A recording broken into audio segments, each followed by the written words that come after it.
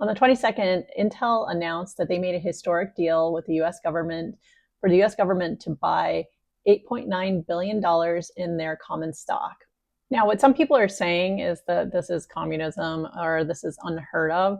It actually isn't unheard of, and the US government does make equity investments. I'd like to talk about that a little bit because I used to work at OPIC, which was the Overseas Private Investment Corporation, and they're the only US government agency that does make money, and they make it by doing equity investments and also through debt and guarantees. First, this is being funded by two government programs. One is the US CHIPS and Save program. So 5.7 billion in already awarded grants but not yet paid grants will be used to fund the equity investment.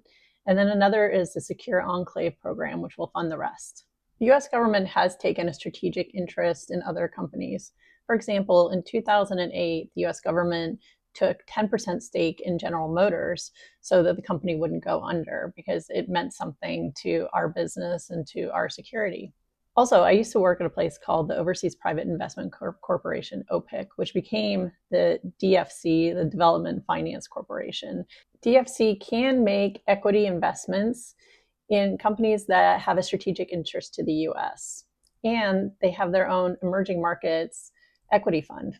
DFC's equity investments are limited to about 30% of the project's total exposure, or a cap of $21 billion.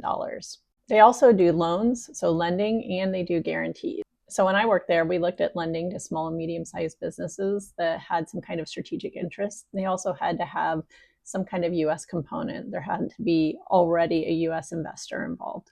So I'd say there's a lot of sensationalism around the story. There is a precedent for the US taking strategic interest in its own companies or companies that are overseas that have some kind of US interest.